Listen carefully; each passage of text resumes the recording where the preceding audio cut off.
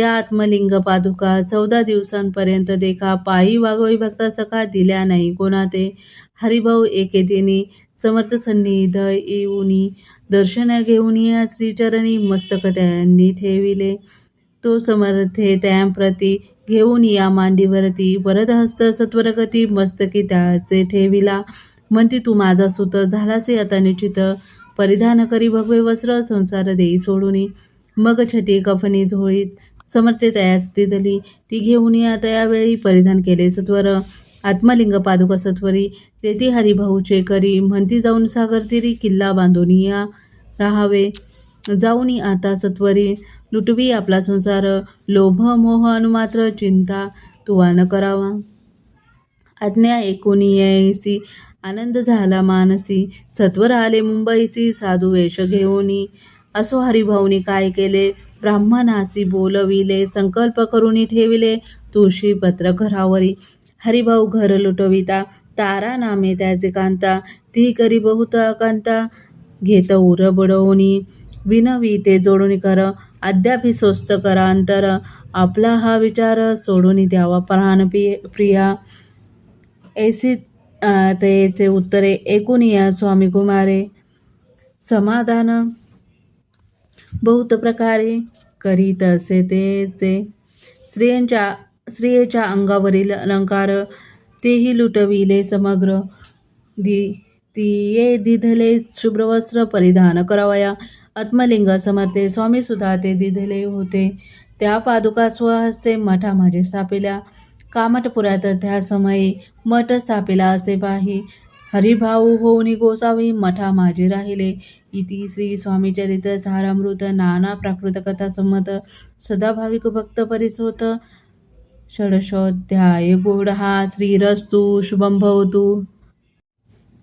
अध्याय 17 श्री गणेशाय नमः. मागील अध्याय कथा सुंदर प्रख्यात जे मुंबई शहर तेथे येऊन स्वामी कुमार मठ स्थापिती समर्थांचा स्वामी नामाचे भजन त्यांची या चरित्राचे कीर्तन त्याहुनी व्यवसायान्य स्वामी सुत नेनती. स्वामी सुताची जननी काकूबाई नामे करुणी तिने हे वृत्त ऐकून दुःख केले अनिवार. निज मातेचा शोक पाहुनी दुःखित झाले अंतकरण ते लागी सावरून धरले सत्वर प्रेमाने. नाना प्रकारे स्वामीसुत मातेचे समाधान करीत मधुर शब्दे समजावित परमार्थ गोष्टी सांगोनी. याची पिशाच बाधा झाली किंवा कोणी करणी केली याची सोय पाहिली पंचाक्षरी आणुनी. त्या समयी प्रख्यात थोर यशवंतराव भोसेकर तयासी देव मामलेदार सर्व लोक बोलती. ऐसा विचार करून पोटी दर्शन आल्या उठावटी सांगितल्या सुताच्या गोष्टी मुळापासून सर्व ऐकून देव मामलेदार हसून देती उत्तर त्याचे पिशाच लागले थोर माझेनी दूर नोहेची. ऐसे उत्तर ऐकून दुःखित झाले अंतकरणी. मग ते स्वामी सुताची जननी अक्कलकोटी येतसे. असो इकडे स्वामीसुत मुंबई माझे वास्तव्य करीत हिंदू पारशी स्वामी भक्त त्यांच्या उपदेशे जाहले. मठ होता कामटपुरात तेथे जागा नव्हती प्रशस्त. मग दिली कांदेवाडीत जागा एका भक्तिनीने तारा नामे त्याची कांता तेही त्रास देत स्वामी सुता परी तयांच्या चित्ता दुःख खेद नसेची. प्रथम मुंबई शहरात शके 1792 फाल्गुन कृष्ण त्रयोदशीत स्वामी जयंती केलीसे. कोणे एके समयासी नगरकर नाना जोशी सहज आले मुंबईसी. त्यांनी ऐकले वर्तमान पाहून या स्वामी सुताप्रती आनंदले नाना चित्ती. प्रेमानंदे चरण वंदिती स्तवन करेती तयांचे. स्वामी सुते तयासी लावी येले स्वामी भक्तीसी. धन्य झाले नाना जोशी रंगले भजनी समर्थांच्या. पुढे जोशी बुवांनी समर्थांची पत्रिका करुनी ती अर्पळ श्रीचरणी अक्कलकोटी पातले. पत्रिका श्रीचरणी अर्पिली स्वामी मूर्ती आनंदली. समर्थ त्यास आज्ञा केली नगारा वाजवा म्हणून.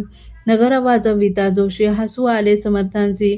पाहुन या स्वभक्तासी परमानंद झाला. असो अक्कलकोट नगरात शके 1793 प्रथम स्वामी जयंती करीत स्वामी सुत आनंदे. शेली खेडे ग्रामात प्रथम स्वामी प्रकट होत. जयसिंग नामे भक्त गोट्या खेळत त्या सवे. स्वामी सुत दिवसेंदिवस स्वामी भक्ती करी विशेष, जन लागले भजनास, कीर्ती ध्वज उभारला. मना माझी धरुणी कामना, कोणी येताची दर्शना, त्यासी समर्थ करीती आज्ञा, सुताकडे जावयाची. स्वामी सुत ही तयांप्रती, मनातील खून सांगती, ऐकून या जनचकित होती, वर्णिती ख्याती सुताची. एकता सहज स्वामी सुत अक्कलकोटी दर्शना येत, तेव्हा समर्थ राजवाड्यात राहत होते आनंदे.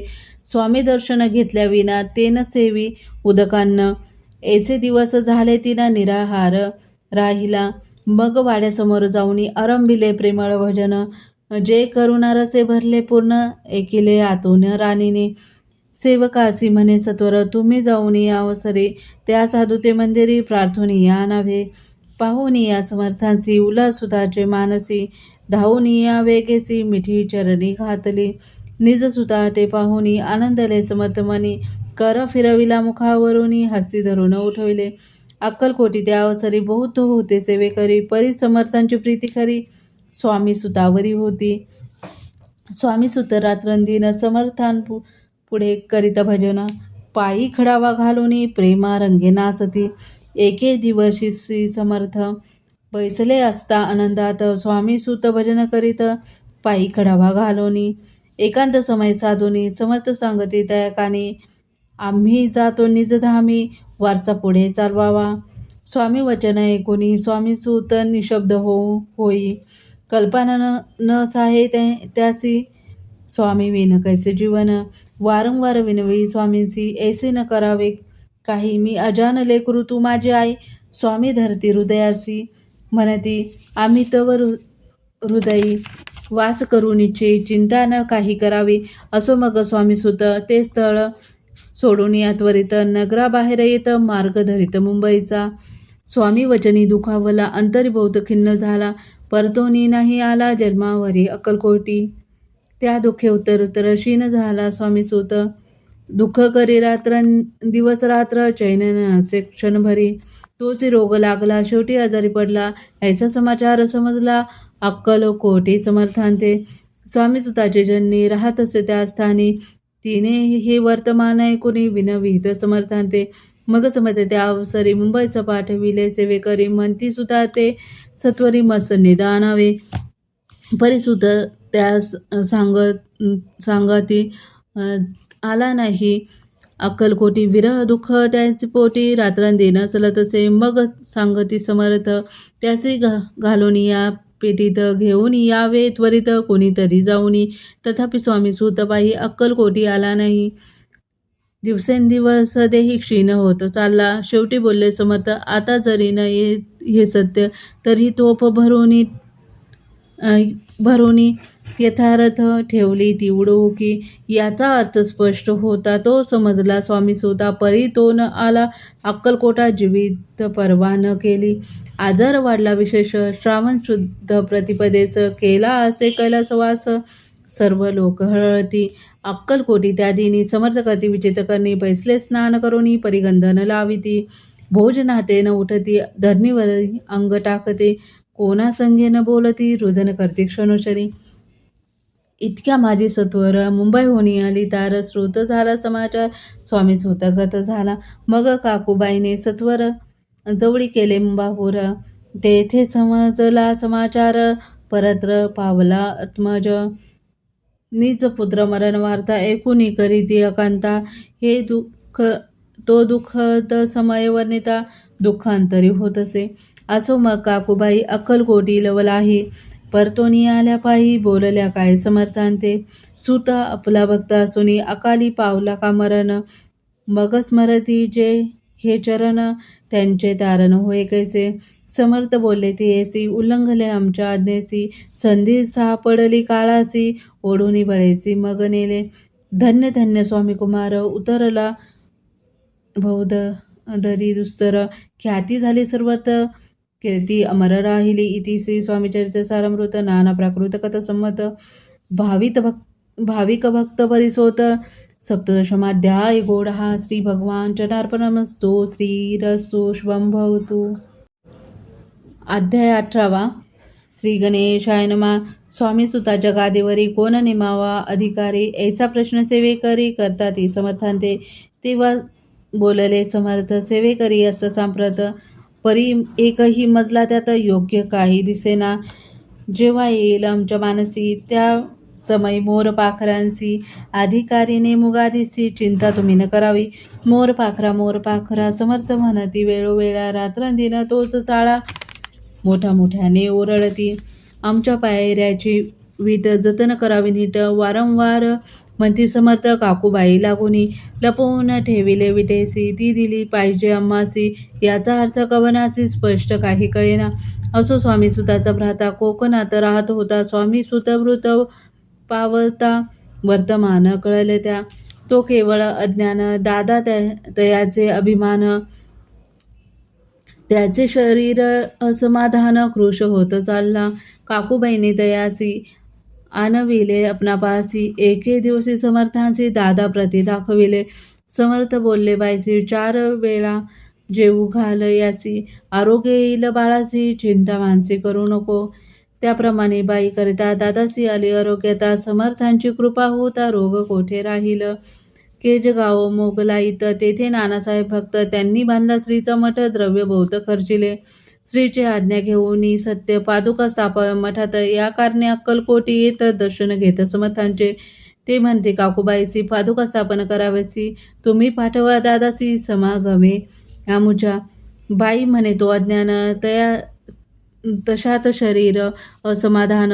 त्याची काळजी घेईल कोण, सत्य सांग मज लागे. समर्थे वृत्त ऐकोनी म्हणती द्यावे पाठवूनी. बाळ जरी आहे जरी अज्ञ तरी सांभाळू त्यासी.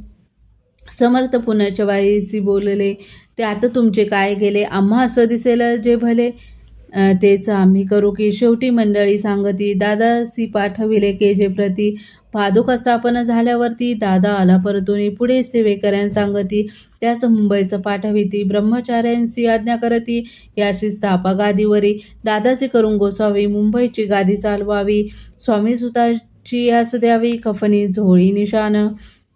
ब्रह्मचारी दादासी उपदेशेती दिवसनिशी. गोसावी होऊन गादीसी चालवावे आपण. दादा जरी अज्ञ होता तरी ऐशा गोष्टी करिता. नकार म्हणीची सर्वता न रुचे चित्ता त्याची. या परी ब्रह्मचार्यांनी पाहिली खटपट करोनी. शेवटी दादासी मुंबईहून अक्कलकोटा पाठविले. समर्थ याच्या समयासी आज्ञा केली भुजंगासी. घेऊन माझ्या पादुकासी मस्तकी ठेव दादाच्या. मोर्चेला आणून सत्वरी धरा म्हणती त्यावरी. आज्ञेप्रमाणे सेवेकरी करतात तसेच. श्रीच्या पादुका शिरी पडता उपजती झाले त्याची चित्ता. हृदयी प्रकटला ज्ञान सविता. अज्ञान गेलेले ते धन्य गुरुचे महिमान. पादुका स्पर्श करून झाले तत्काळ ब्रह्मज्ञान. काय धन्यता वर्णावी. असो दादाची पाहुणी ऋती. काकूबाई डचकली चित्ती. म्हणे समर्थ दादा प्रती वेड खचित लाविले. ती म्हणे जी समर्थ आपण जे काय करता. दादाचे शिरी ठेविता पादुका काय म्हणूनी. समर्थ बोलले तेसी, जे बरे वाटेल आम्हासी तेची करू या समयासी. व्यर्थ बडबड करू नको. काकूबाई बोले वचन, एकासी गोसावी बनवून टाकिले आपण मारून. इतुकेची पुरे झाले. ऐकून ऐसे वचन आला. समर्थासी क्रोध आला. घाला म्हणती बाईला खोड्या माझे सत्वर. काकूबाईने अकांत करुणी मांडला अनर्थ. नाना शब्द बोलत भाळ पिटीत स्वहस्ते. परी समर्थे त्या समयी लक्ष तिकडे दिले नाही. दादासी बनविले गोसावी कफनी झोळी अर्पिली. दुसरे दिवशी दादासी समर्थे पाठवी ती भिक्षेसी. ते पाहुणे काकूबाईसी दुःख झाले अपार. समर्थांसी हसू आले. अधिकाधिक कौतुक मांडिले. दादासी जवळ बोलविले. काय सांगितले तयासी. अनुसया तुझी माता तीज पाशी भिक्षा माग आता. अवश्य म्हणून तत्वता जननी जवळी पातला. ऐसे बाईंनी पाहुनी क्रोध विष्टांत करणी. म्हणे तुझी हे करणी लोक अपवाद कारण. ऐकून या माते चुकती. दादा तिज प्रती बोलती. ऐहिक सुखे तुच्छ गमती. माते आजपासुनी. पुत्राचे ऐकून वचन उदास झाले तिचे मन. असो दादा गोसावी होऊन स्वामी भजनी रंगले. काही दिवस झाल्यावरी मग आले मुंबापुरी. स्वामी सुताच्या